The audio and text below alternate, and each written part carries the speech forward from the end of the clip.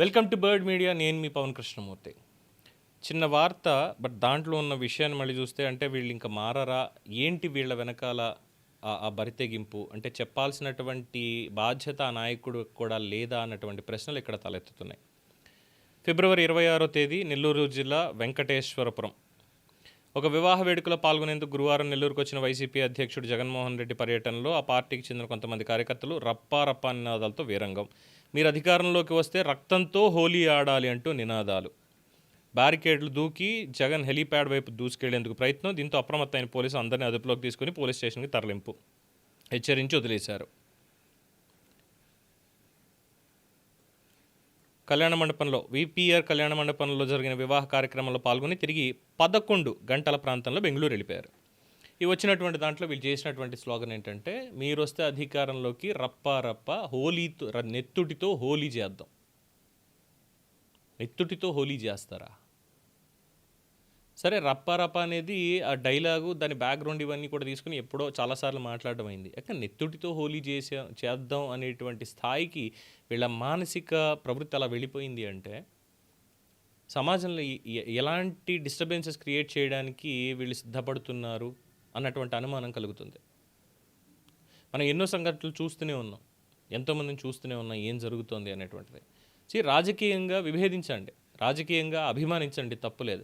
కానీ దాని పేరుతో విధ్వంసం చేస్తాం, విధ్వంసం జోలికి వెళ్తాం అనేటువంటిది మాత్రం అది ఏ రాజకీయ పార్టీ వాళ్ళకైనా సరే గొడ్డలి పెట్టు.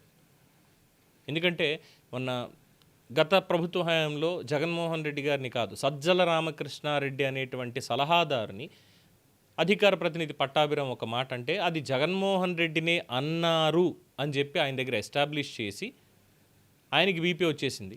ఆయనకి బీపీ రావడంతో అభిమానులకు బీపీ వచ్చేసింది.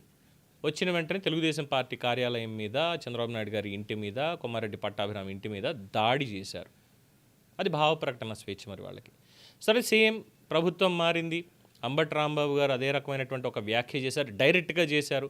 ఆ తర్వాత స్పర్ ఆఫ్ ద మూమెంట్లో ఏదో అన్నాము అని చెప్పి మాట్లాడారు, అక్కడికి అది అయిపోయింది, అరెస్ట్ అయ్యారు. కానీ అభిమానులకి బీపీ వచ్చేసారు. చంద్రబాబు నాయుడు గారు ఏం క్లెయిమ్ చేయలేదు, లోకేష్ గారు అప్పటికేం మాట్లాడలేదు, డైరెక్ట్గా అభిమానులకే అక్కడ బీపీ వచ్చింది. కార్యకర్తలకి వెంటనే వెళ్ళారు. అటు జోగి రమేష్ ఇంటి మీద కావచ్చు, అంబటి రాంబాబు ఇంటి మీద కావచ్చు వెళ్ళడం జరిగింది. వారి కార్లు ఇవి ధ్వంసం చేశారు. జోగి రమేష్ గారి ఇంటి మీదకి ఆ పెట్రోల్ డబ్బాని పైకి విసిరారు. అది కూడా తప్పే, వాళ్ళు చేశారని వీళ్ళు కూడా చేస్తే అది కూడా తప్పే, అందులో డౌట్ లేదు. సో అరెస్ట్ చేశారు, అక్కడికి అది అయిపోయింది. ఇలాగా చట్టం పని చేసుకుంటుంది. కానీ ఈ రప్పా అనేటువంటి ఒక సంస్కృతితోటి ఇవన్నీ చేసుకుంటూ వెళ్తాం, నెత్తుటితో హోలీ ఆడతాం, మేక తలలు నరుకుతాం, ఇది చేస్తాం, రోడ్డు మీద బీభత్సం సృష్టిస్తాం అంటే ఇది రాజకీయంగా ఒప్పుకునేటువంటి అంశం కాదు. ప్రజలు హర్షించరు.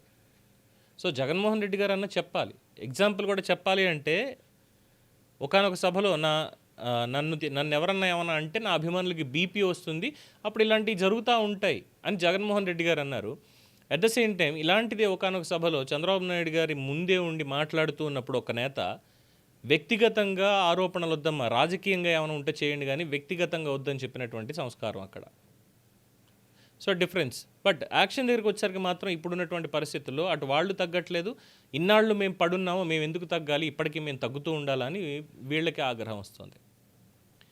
సో ప్రొవోకేట్ చేసేది వాళ్ళే, దాడి చేయాలి అని చెప్పి పురుగొల్పేది వాళ్ళే, సమాజంలో విచ్ఛిన్నానికి కారణం అవుతున్నది కూడా వాళ్ళే.